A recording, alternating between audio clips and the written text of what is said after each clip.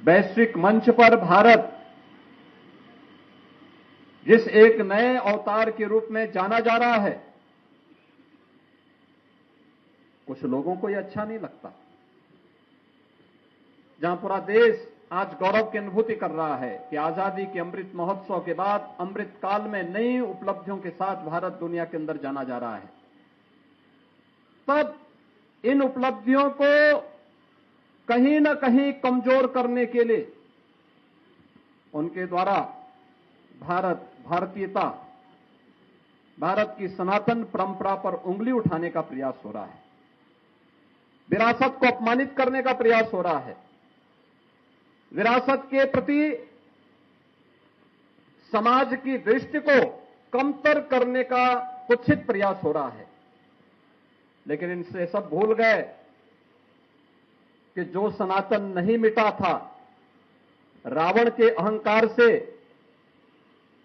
जो सनातन नहीं टिका था, कंस के हुंकार से जो सनातन नहीं मिटा था, बाबर और औरंगजेब के अत्याचार से वह सनातन इन तुच्छ सत्ता परजीवी जीवों से क्या मिट पाएगा। आज इनको स्वयं अपने कृत्यों पर लज्जित होना चाहिए।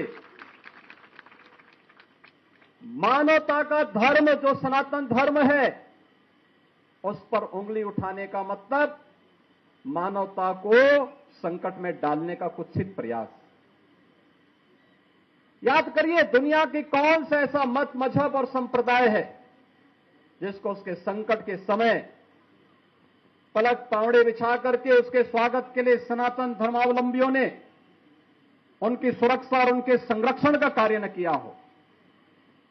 हमने कभी नहीं कहा कि हम विशिष्ट हैं। कोई सनातन धर्मावलंबी कभी ये नहीं कहता है कि हम विशिष्ट हैं या हम ही सब कुछ हैं, कभी नहीं कहा।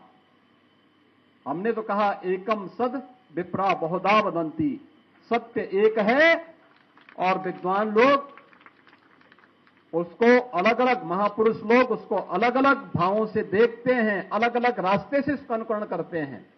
इस सब के बावजूद भी अगर जिसकी समझ में नहीं आता है, अपनी मूर्खतावश वह अगर सूर्य की तरफ थूकने का प्रयास कर रहा है, तो सूर्य पे उसका थूक नहीं पहुंचेगा, उसके सिर पे स्वयं गिरेगा और उसे, उसको और उसकी आने वाली पीढ़ी को स्वयं लज्जित होना पड़ेगा।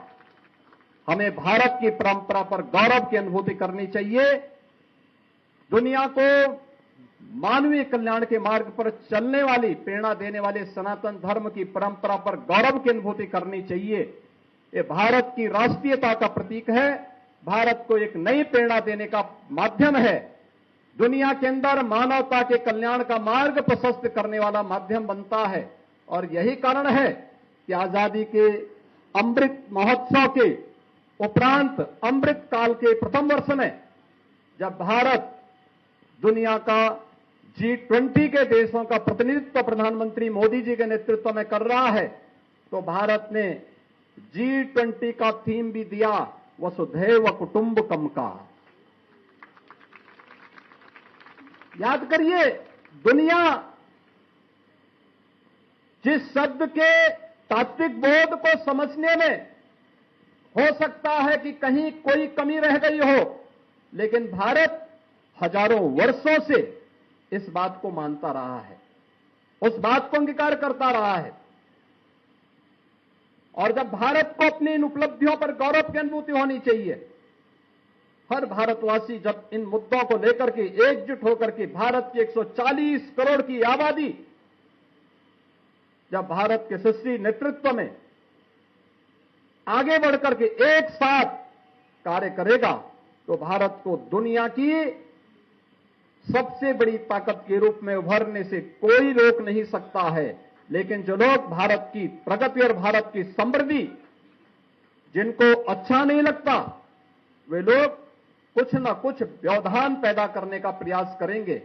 हम लोगों को इनकी परवाह के बगैर अपने पथ पर अग्रसर होना होगा, क्योंकि एक काल में नहीं हुआ, हर काल में सत्य को झुठलाने का प्रयास हुआ है। क्या रावण ने झुठलाने का प्रयास नहीं किया था? क्या उससे पहले हिरण्यकश्यप ने ईश्वर की और सनातन धर्म की अवमानना करने का प्रयास नहीं किया था? क्या कंस ने ईश्वरीय सत्ता को चुनौती नहीं दी थी? और ईश्वरीय सत्ता को चुनौती देने वाले आज क्या कर रहे हैं, उनकी स्थिति क्या है? सब कुछ मिट गया, कुछ नहीं बचा है।